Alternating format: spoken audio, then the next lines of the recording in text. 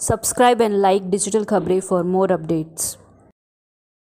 सरकार कोई नाकामी नहीं छुपा रही है। इस बारे में मुझे लगता है हमारे हेल्थ मिनिस्टर राजेश टोपे ज़्यादा बात कर सकते हैं,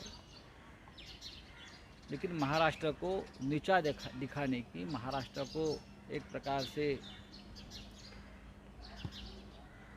संकट में लाने की, बदनाम करने की ये कोशिश चल रही है। लेकिन डॉक्टर हर्षवर्धन जी से हमको ये उम्मीद नहीं थी। सर महाराष्ट्र सरकार क्या कर रही है उसका लेखा जोखा वर्ल्ड हेल्थ ऑर्गेनाइजेशन भी ले रही है। महाराष्ट्र सरकार क्या कर रही है उसका संज्ञान गुजरात हाईकोर्ट ने भी लिया है। सबको मालूम है महाराष्ट्र एक बड़ा राज्य है, महाराष्ट्र के ऊपर सबसे ज़्यादा प्रेशर है, सभी तरह का प्रेशर है। यह प्रेशर आर्थिक है, ये प्रेशर वैक्सीन का है, ये प्रेशर बढ़ते हुए संक्रमण का है।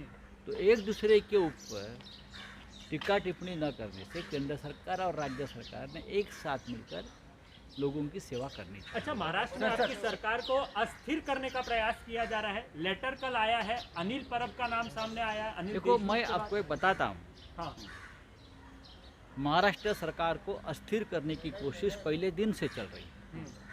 पहले दिन से सुबह से रात तक यही काम चलता है कुछ लोगों का, लेकिन उससे सरकार अस्थिर नहीं होगी।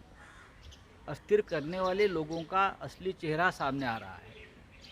कोई एक व्यक्ति, कोई एक आरोपी, एक नया एक फैशन या नया एक शगुफा शुरू हो गया है। जेल में जो लोग बैठे हैं उनके पास से कुछ चिट्ठियाँ लिख कर लेते हैं और उछाल कर सरकार के खिलाफ आवाज़ मनाते हैं कुछ लोग। ऐसा होगा तो जेल में और भी बहुत लोग हैं, उनसे भी बहुत कुछ लिखा जा सकता है। तो आपको बताता हूँ, कोई सीबीआई के लॉकअप में है, कोई एनआई के है, कोई और किसी के है, ईडी के लॉकअप में है। इस प्रकार की गंदी राजनीति इस राज्य में या इस देश में पहले कभी नहीं हुई थी। बीजेपी के अनिल परब का नाम कल आया है, अजित दादा पवार जी का नाम आया है, अनिल देशमुख का नाम लिया है। कौन ले रहा है? जो व्यक्ति एक ऐसे जघन्य अपराध में लॉकअप में है, उससे लिखवा कर लिया जाता है और उसके एविडेंस बनाकर सामने लाया जाता है। ये राजनीतिक षड्यंत्र है। अनिल परब जी को मैं पहचानता हूँ। इस प्रकार के कामों में वो कभी लिप्त नहीं होता। कोई भी शिवसैनिक बाला साहेब ठाकरे की झूठी शपथ नहीं ले सकता, मैं इतना ही कह सकता हूँ।